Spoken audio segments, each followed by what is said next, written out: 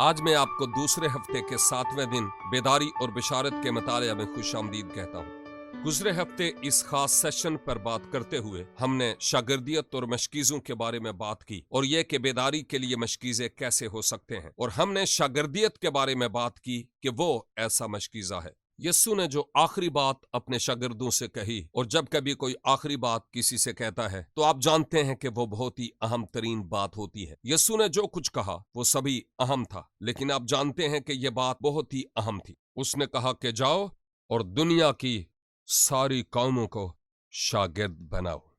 یہ جو لفظ شاگرد ہے بنیادی طور پر انگریزی زبان کے اس لفظ سے نکلا ہے جس کے معنی تنبیہ کرنا کے ہیں، لہٰذا شاگرد وہ ہے جس کے لیے تنبیہ یا تربیت پانا لازم ہے۔ مسیحیت کا دار و مدار فضل پر ہے۔ مسیحی ہونے اور کسی اور مذہب کا پیروکار ہونے میں ایک بہت بڑا فرق یہ ہے کہ ہم پرفضل لوگ ہیں۔ مطلب یہ کہ اس کا دار و مدار ہمارے کاموں پر نہیں، شرعی احکام پر نہیں، اور نہ ہی یہ کرنے اور وہ کرنے پر مبنی ہے جس سے ہم مسیحی ہوتے اور ترقی پاتے ہیں، بلکہ یہ سب کچھ اس کے فضل کے وسیلہ سے ہے۔ ہم بذریعہ فضل مسیحی ہوتے اور فضل میں ترقی پاتے ہیں۔ تربیت پانے کے لیے یہ کوئی بہانہ نہیں ہے۔ مسیحی کو غیر تربیت یافتہ نہیں ہونا چاہیے۔ ہم فضل کے وسیلہ سے نجات پائے اور اس فضل کے وسیلہ سے ہم اپنی زندگی میں تربیت پاتے ہیں۔ میں تربیت کے تعلق سے ایسے 4 اصول آپ کو بتاتا ہوں جو ایمان میں ترقی کرنے اور خدا کے ساتھ چلنے میں آپ کی مدد کریں گے اور دوسروں کے بھی خداوند کے ساتھ چلنے میں مددگار ہوں گے۔ پہلی بات دعائیہ زندگی کا منظم کرنا ہے۔ یاد رکھیں کہ دعا کوئی ایسی بات نہیں جو ہم مسیحی رٹے رٹائے الفاظ رسمی طور پر ادا کرتے ہوں کہ ہم کئی بار یہ دعا کریں تاکہ خدا کے ساتھ ہمارا راستہ استوار ہو۔ ایسا نہیں ہے۔ دعا بس 2 دلوں کی ایک دوسرے سے شراکت ہے۔ یہ آپ کو اپنا دل خدا کے ساتھ اور پھر خدا کو اپنا دل آپ کے ساتھ شیئر کرنا ہے۔ میں اس نتیجہ پر پہنچا ہوں کہ رشتہ خواہ کوئی ہی کیوں نہ ہو، اس میں رابطہ کا ہونا ضروری ہے۔ اکثر رشتے رابطہ نہ ہونے یا کمزور ہونے کے سبب سے ٹوٹ جاتے ہیں۔ لہٰذا دعا میں کوئی رسمی باتیں نہیں ہوتی، بلکہ دعا میں تربیت یہ پانا ہے کہ آپ کو رابطے کی ضرورت ہے۔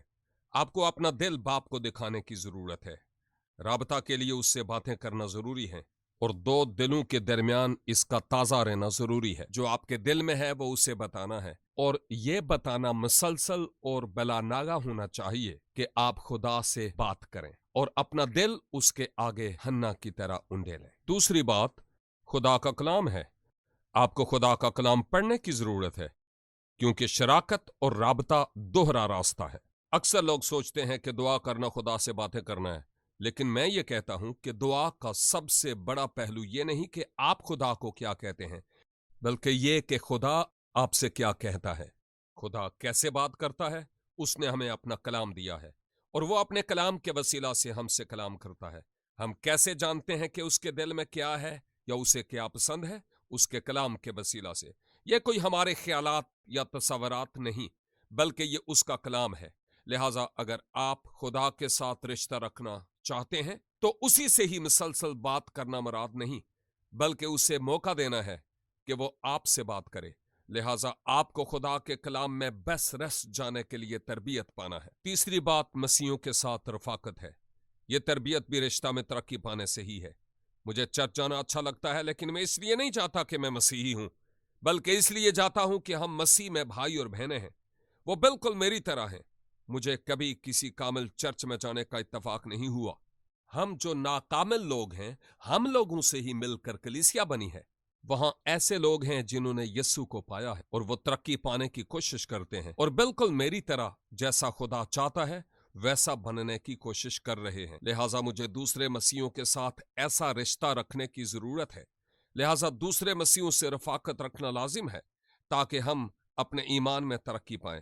میں نے آپ کو بتایا بھی کہ بہت سے ایسے لوگ ہیں جنہوں نے میری مدد کی کہ میں خدا کے ساتھ صحیح طور پر چل سکوں۔ ہمیں مسیحوں کی رفاقت کی ضرورت ہے۔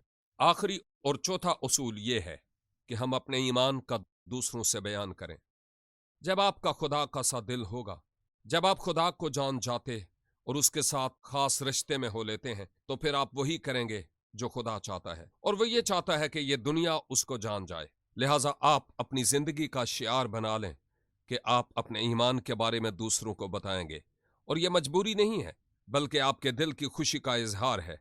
और यही तो मैं कह रहा हूं कि बेदारी और बिशारत यही है। जब आप खुदा के साथ चलते और उसके साथ रिश्ते में तरक्की पाते हैं तो आपको दूसरों को यह बताना है कि मसीह ने आपके लिए क्या किया। इससे आप देखेंगे कि खुदा आपको बरकत देता और आप तरक्की पाते हैं, और आपको दूसरे लोगों को यह सिखाने की जरूरत है। आप ऐसे शागिर्द बनाएं जो और शागिर्द बनाएं, और वो और शागिर्द बनाएं, और यूं कलाम फैलता चला जाए।